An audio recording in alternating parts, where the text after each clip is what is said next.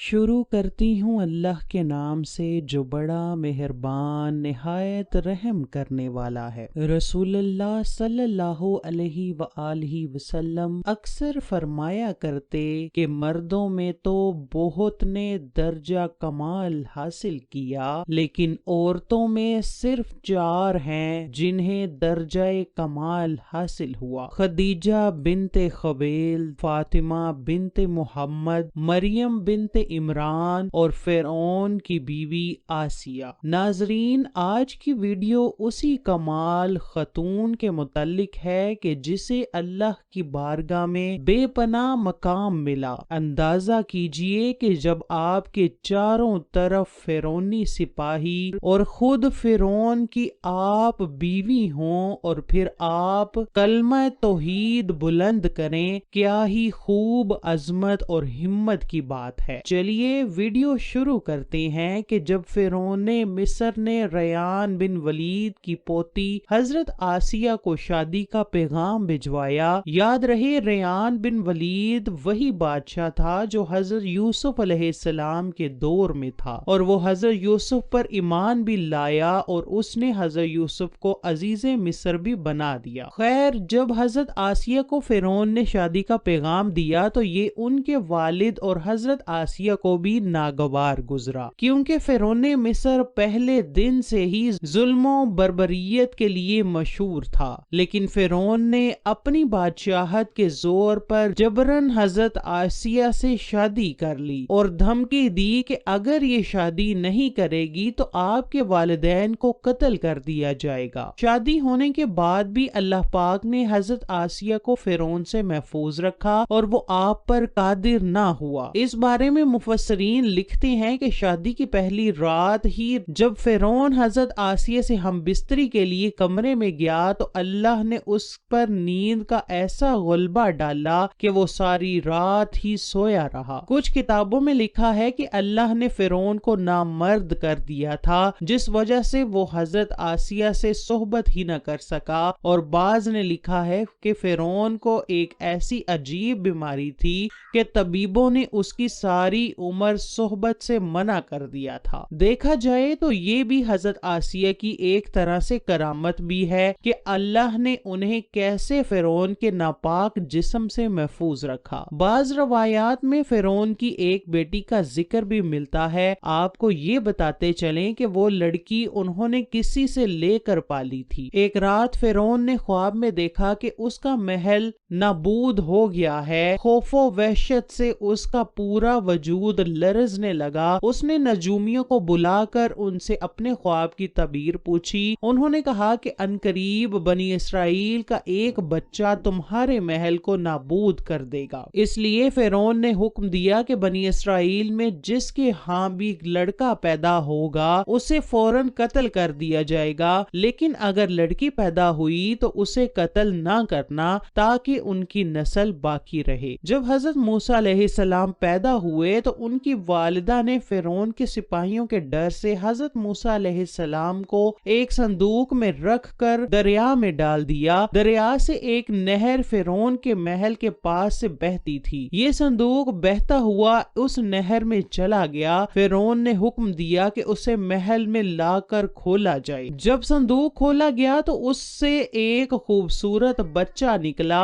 قبطی زبان میں پانی کو منہ اور درخت کو سا کہتے ہیں۔ یہ صندوق پانی اور درختوں کے درمیان پایا گیا تھا، اس وجہ سے حضرت بی بی آسیہ نے آپ کا نام موسیٰ رکھا۔ یہ بچہ میری اور تیری آنکھوں کی ٹھنڈک ہے، اسے قتل نہ کرو۔ لیکن نامرد فرعون کہنے لگا، اسے تم رکھ لو، مجھے اس کی کوئی حاجت نہیں۔ حضرت محمد نے فرمایا کہ اگر آسیہ کی طرح فرعون بھی اس بات کا اقرار کرتا کہ یہ بچہ اس کی آنکھوں کی ٹھنڈک ہے تو ضرور اللہ پاک اسے ہدایت عطا فرما دیتا جیسے آسیہ کو عطا فرمائی۔ حضرت آسیہ سلام اللہ علیہا کو اللہ پاک نے قرآن میں عورتوں کے لیے نمونہ بھی قرار دیا ہے۔ حضرت آسیہ شادی کے پہلے دن سے ہی فرعون کے ظالمانہ اور کافرانہ اقدامات کے خلاف پہاڑ بن کر کھڑی رہیں۔ حضرت موسیٰ نے جب اعلان نبوت کیا اور جب محل میں جادوگروں سے مقابلہ کیا تو یہ دیکھ کر حضرت آسیہ حضرت موسیٰ پر ایمان لے آئی۔ ایمان لانے کے بعد کافی دنوں تک انہوں نے اس بات کو فرعون سے چھپائے رکھا، لیکن جب فرعون نے خدائی کا دعویٰ کیا اور لوگوں سے خود کو سجدہ کروانے لگا تو پھر حضرت آسیہ کھل کر میدان میں آ گئی اور فرعون کے اس عمل کی سخت مخالفت کی۔ جیسے ہی فرعون کو پتا چلا کہ میری بیوی بھی موسیٰ کے خدا پر ایمان لا چکی ہے تو اس نے حضرت آسیہ پر بھی ظلم ڈھانا شروع کر دیے۔ ہر روز اور رات ان کو مختلف اذیتیں دینے لگا۔ فرعون جیسا کافر شوہر بھی اس کے ایمان کو متزلزل نہ کر سکا، لیکن فرعون نے بہت زیادہ کوششیں کی تاکہ کسی نہ کسی طرح انہیں راہ راست سے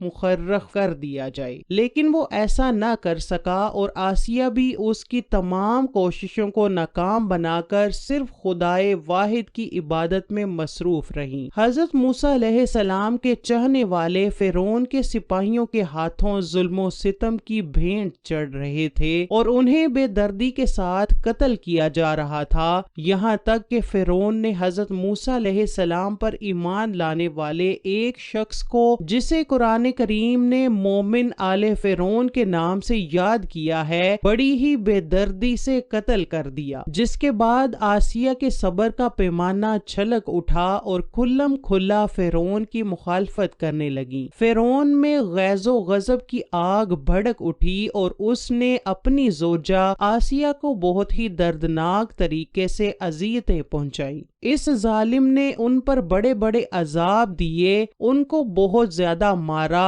اور زدو کوب کیا اور چومیخا کر دیا، یعنی 4 کھونٹیوں میں آپ کو گاڑ دیا۔ حضرت آسیہ رضی اللہ تعالی عنہا کے چاروں ہاتھوں پیروں میں لوہے کی کیلیں ٹھونک کر چاروں نوکوں میں اس طرح جگڑ دیا کہ وہ ہل بھی نہ سکتی تھی، اور بھاری پتھر آپ کے سینے پر رکھ کر ان کو ریت پر دھوپ میں لٹا دیا اور پانی بند کر دیا۔ اللہ اکبر! ایک دفعہ ذرا سوچئے تو صحیح دوستو کہ تن تنہا عورت اور ظالم جابر شوہر کا محل ہاتھوں اور پیروں میں کیلیں ٹھوک دی گئی ہیں، گرم ریت پر لٹایا ہوا ہے اور سینے پر ایک بھاری پتھر رکھ دیا گیا ہے، پھر بھی حضرت آسیہ سلام اللہ علیہا ایمان پر عزم و استقلال کے ساتھ تھی، ان مصائب کے باوجود قائم و دائم رہیں اور فرعون کے کفر سے خدا کی پناہ چاہی۔ ایک روایت تو یہ ہے کہ فرعون نے حضرت آسیہ کی کھال اتروا دی تھی اور پھر ان پر چٹان کو گرا دیا۔ آپ کا مزار پر انوار مصر میں ہی واقع ہے۔ تاریخ انسانی میں حضرت آسیہ کا ایمان پر قائم رہنا،